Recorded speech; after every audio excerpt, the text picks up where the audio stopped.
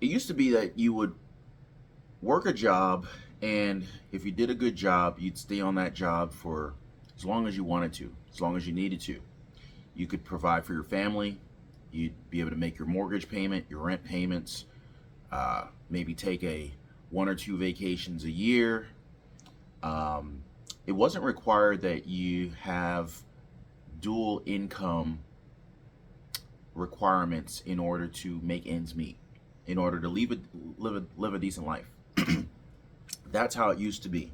It used to be that, if you went as far as getting a college degree, you not only had economic, financial security, you had job security, you had enough to prepare and plan for retirement. You could contribute to your 401k easily. You could contribute to your Roth IRA, your individual retirement accounts. And on top of that, you had Social Security that you knew you could depend on. And, you'd be able to buy your house. You could have you'd have your family. More likely even have enough money to stash away and prep and prepare for your parents' eventual, retirement. You kind of help them out. That's how it used to be.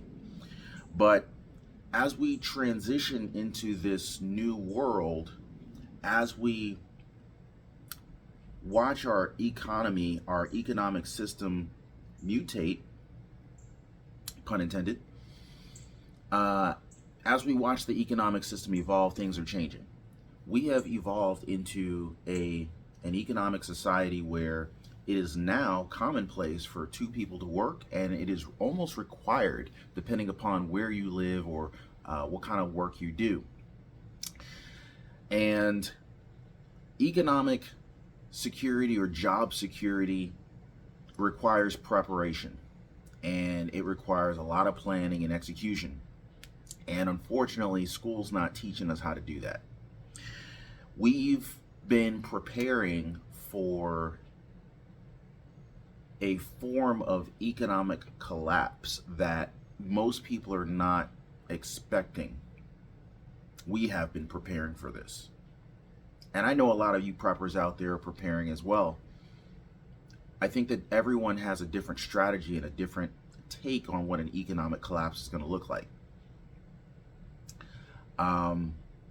And I also want you guys to understand that an economic collapse doesn't necessarily mean that it's a permanent change. It can simply mean, it can come in many different forms, and the magnitude and the depth and the length of time that an economic collapse takes to unfold can vary quite a bit. And it can also be rebuilt. And the question is, when it collapses, will you and your family be prepared? Will you be able to survive the collapse? And upon the rebound, because what goes down eventually comes back up, upon the rebound, will you be prepared to capitalize on this new world? Things are changing, and things are changing rapidly. I've been doing a lot of research on farmland recently, why the wealthy are buying farmland. Bill Gates just bought another $21 million worth of farmland. And I've got some videos that I've covered in the past, but I have another video that I'm working on that I want to share with you guys. And it's regarding the fact that we're losing millions and millions of acres of farmland to China. I'm not going to go into that in this video, but I want you guys to keep a lookout for that video. I'm going to drop it pretty soon. Very, very concerning information, very, very concerning news about this. And this is being kept under wraps. It's a big deal, you guys. You should be concerned about this. Now, we've heard about layoffs in industries such as tech. We've heard about layoffs from, I think it was Redfin. They laid off a number of people. Even in the cryptocurrency space, which that is an evolving currency that is a part of this new world, this economic shift. It is a part of this economic collapse. And yeah, so anyway, according to I believe it was Coinbase. Coinbase let go about 10% of their workforce recently. They're a big player in the cryptocurrency space. There's been a number of different layoffs that have been coming out. And, you know, if you're not paying attention, if you're not prepping by preparing your resume, creating additional streams of income, continuously improving your own skill set so that you are marketable in today's economy with what today's demands look like. Retail jobs are being eliminated. If you're a cashier, if you work at Walmart, Costco, Target, BJ's, Kroger, Publix, if you guys aren't paying attention, there's fewer and fewer cashiers. There's fewer and fewer human-to-human roles in the retail space, and more automation is being rolled out. So part of your preparation for when SHTF hits is asking yourself, is my chess piece in a vulnerable position? This is a game here, guys. And the elite are just working their chess pieces at the high level. And we're just dealing with the fallout down below. So we got to understand, we got to know what's coming. And if you can navigate the waters, if you understand what's coming, then you can properly strategically place yourself so that you're not vulnerable, or you can reduce your exposure and reduce your vulnerability based on the strategies that you can implement. Microsoft, big player in the software space, big player in the automation space, huge player, an up and coming player in the cloud business. Amazon's pretty much been dominating the cloud capacity space for automation and so forth, but Microsoft's been coming up on their heels. Now, Microsoft, they recently cut employees, and this is a huge company. In fact, this is an organization that has been one of the forefront technology organizations, owned by Bill Gates. Again, Bill Gates buying up potentially millions of acres of farmland. Microsoft has cut some of their headcount. Now, this is a huge deal. This is going to shake the stock market. This is going to rattle the economy. Economists are concerned about a recession. Now, there's a debate on whether or not we're already in a recession now, how deep the recession will be. Will the recession actually be in 2023? And well, this certainly brings some concern to a lot of people. Now, I want to talk to you just briefly about job security. Job security nowadays is, it used to be if I work for Walmart, you know, I have a secure job. If I work for General Motors, GM, you know, you got a good job. You got a secure job. If, you know, it used to be you could name a company, and depending upon the company you work for, you were secure or maybe you weren't.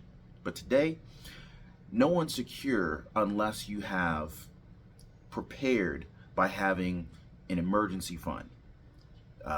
6 months to 3 years of emergency fund stashed. But me personally, I would recommend, this is not financial advice, but you know, if you were a family member, you know, I wouldn't want a family member having any less than 6 months of emergency fund stashed.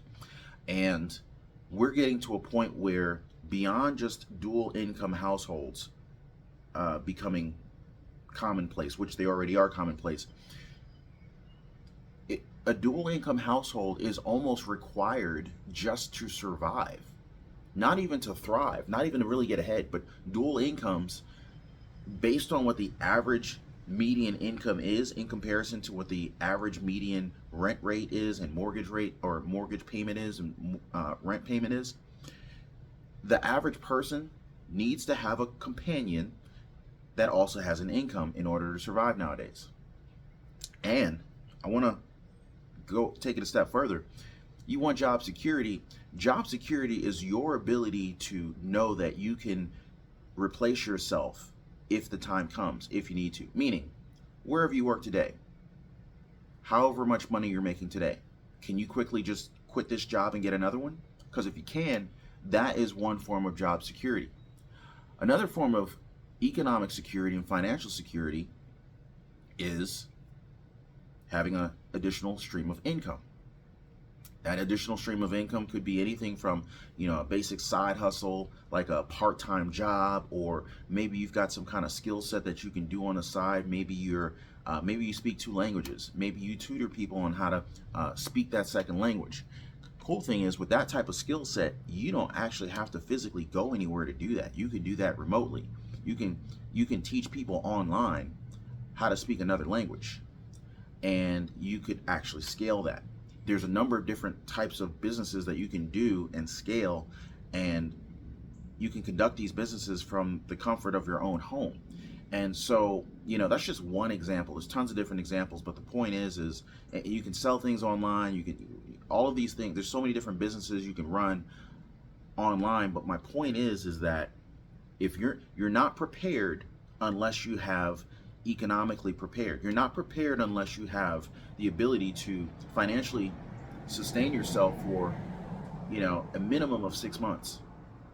You're just not prepared. Imagine you have a pantry full of food, got all the generators and fuel you need, but you lose your income, and now you can't afford to you can't afford to stay where you're staying. You can't afford to make your rent payments. You can't afford to make your mortgage payments. So an additional income source that you control personally, where you're not dependent on this paycheck from this third party,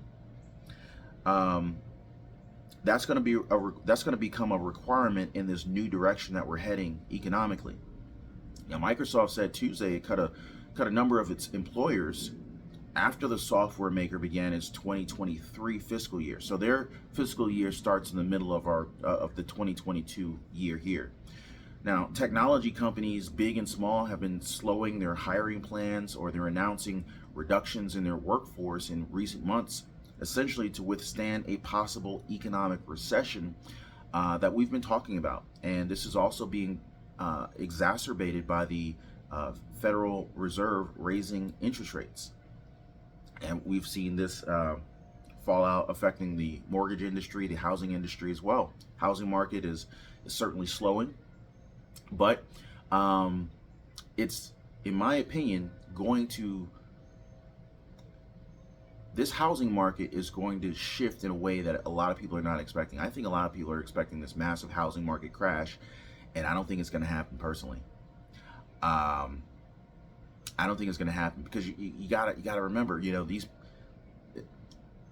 unless you have to sell your house, then you don't have to lower your price.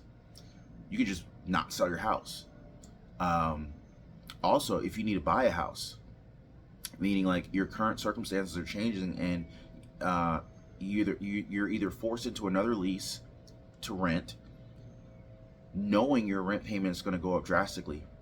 I received so many different emails from you guys telling me how much more your rent is now, or you're telling me that you're getting these letters from your landlord saying how much more your rent will be if you decide to stay there. You're asking me if I think you should continue to rent or if you should buy. Like, I see these issues coming up, and we're seeing this on a broader, bigger scale across the economic landscape that we're in.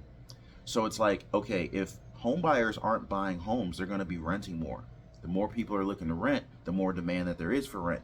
And what do you think is going to happen when, this demand for rent keeps climbing, and it climbs faster than the available vacant rental opportunities? Well, it's going to cause rent to go up. Basic supply and demand. And investors are going to see that. Investors are going to realize this opportunity in the marketplace where rents are continuously raising, and quite possibly may outpace the return that you can get investing in the stock market. And then they may say to themselves, well, you know what? These people, these potential home buyers, they can't afford this the increase in the mortgage rates are pricing a lot of home buyers out of the market. Well, a lot of real estate investors have cash.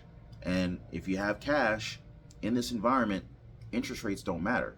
So investors can come in, scoop up these single family properties and rent them out. Now, this is reducing the amount of available inventory on the market, but it creates another place for someone to be able to rent.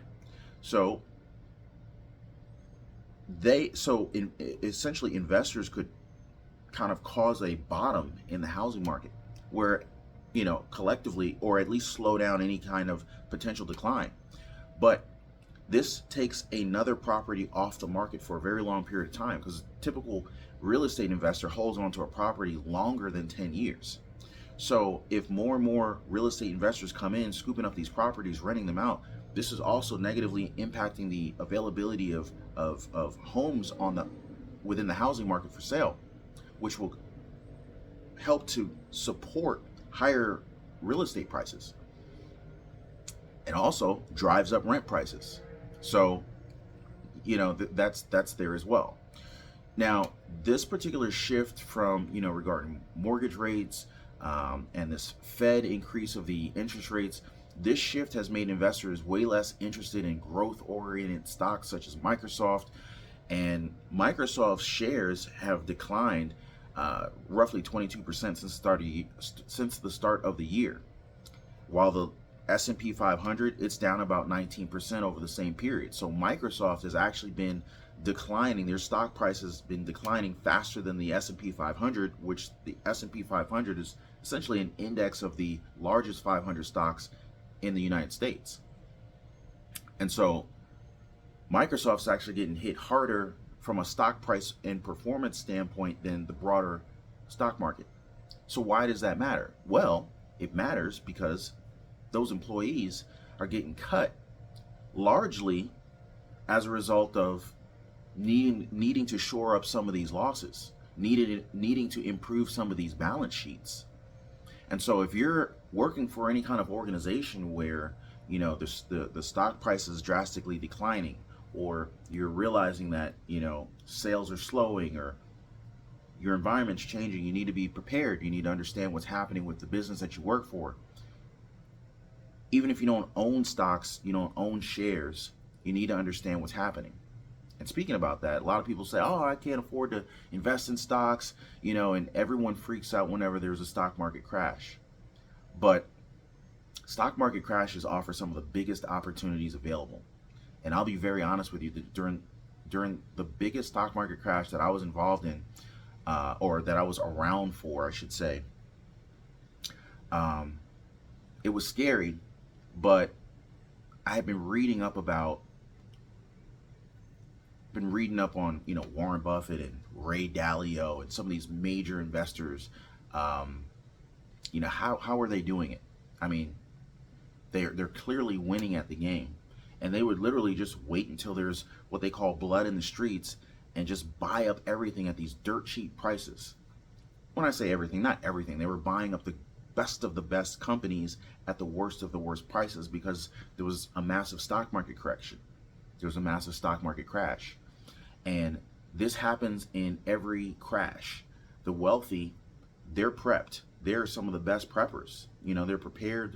They're ready to pounce on the market, whether it's manipulated or not.